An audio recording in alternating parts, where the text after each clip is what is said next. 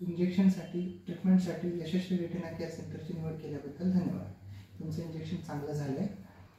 Injection नंतर थोडंसं किरकोळ दुखणं स्वाभाविक आहे की जे काही 2-3 तासामध्ये कमी होऊन जाईल. पण कमी झालेलं दुखणं जर वाढत वगैरे असेल तर तुम्हाला ताबडतोब दाखवायला हवं. शक्यतो काही त्रास होणार नाही.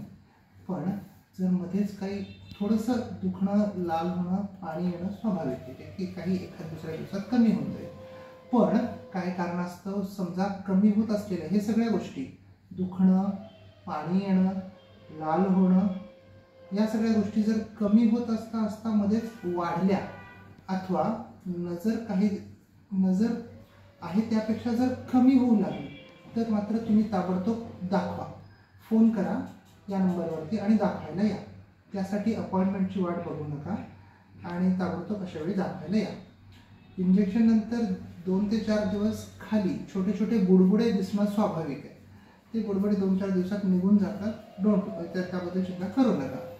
दिलेली औषधं व्यवस्थित वेळच्या वेळी टाकायला हवी. औषधं किती वेळा टाकायची आहेत आणि किती दिवस टाकायची आहेत हे तुम्हाला दिलेल्या औषधांच्या चिठ्ठीवर लिहिलं आहे. ते व्यवस्थित बघून त्यानुसार त्याचं पालन करा. 3 ते 4 दिवस डोक्यावरून पाणी घेऊ नका आंघोळीसाठी किंवा डोळ्यावर पाणी मारू नका. आंघोळीसाठी तुम्ही खांद्यावरून आंघोळ करू शकता आणि चेहरा डोळ्याच्या बाजूने ओलसर नॅपकिननं पुसून घ्या.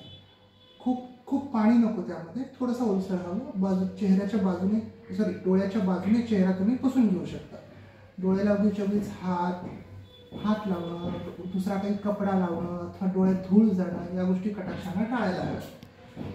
आहाराचं काही तसं खास बंधन नाही. तुम्ही सगळं काही खाऊ पिऊ शकता. तुमचे नेहमीचे आहाराचं तुम्ही पाळू शकता. अगोदरचं काही आहाराची काही पथ्य असतील, समजा डायबिटीस म्हणा, अजून कशाची म्हणा, तर ती तुम्ही कंटिन्यू ठेवा. पण खूप कडक खाणं किंवा खूप आंबट खाणं त्यामुळे अशा गोष्टी टाळा. दाढी तुम्ही 3-4 दिवसानंतर करू शकता. जर अगोदरची काही औषधं चालू असतील तर ती तशीच चालू ठेवा.